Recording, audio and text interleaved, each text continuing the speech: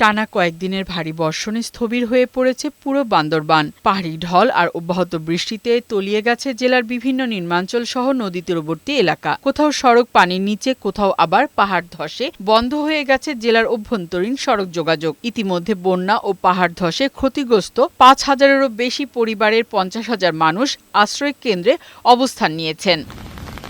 ঝুঁকিপূর্ণভাবে পাহাড়ের বসবাসকারীদের নিরাপদে সরিয়ে নিতে কাজ করে যাচ্ছে জেলা প্রশাসন। এদিকে টানা বর্ষণ ও পাহাড়ি ঢলে সড়ক তলিয়ে যাওয়ায় সাজেকে আটকা পড়া ৬৫১ জন পর্যটকের মধ্যে বৃহস্পতিবার ১৫০ জন ও শুক্রবার ৩১১ জনকে উদ্ধার করেছে সেনাবাহিনী।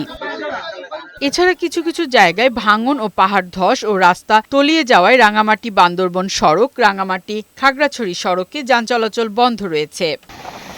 পটুয়াখালীতে বৃহস্পতিবার সকাল থেকে অবিরাম বৃষ্টি হচ্ছে। এতে পানিবন্দী হয়ে পড়েছে নিচু এলাকার অনেক পরিবার।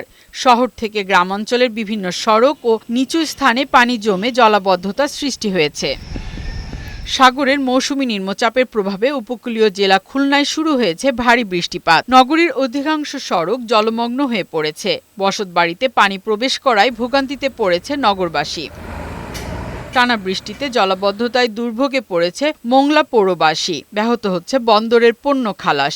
একই সঙ্গে পর্যটক শূন্য হয়ে পড়েছে সুন্দরবনের কমরজল পর্যটন কেন্দ্র। সাগরের লঘুচাপের কারণে চট্টগ্রাম, কক্সবাজার, পায়রা ও মোংলা সমুদ্র বন্দরকে ৩ নম্বর স্থানীয় সতর্ক সংকেত দেখাতে বলেছে আবহাওয়া অফিস। সেই সাথে মাছ ধরা ট্রলার ও উপকূলীয় এলাকার বাসিন্দাদেরও সতর্ক থাকার পরামর্শ দিয়েছে আবহাওয়া অধিদপ্তর। ফারহানা শিমু, বৈশাখী সংবাদ।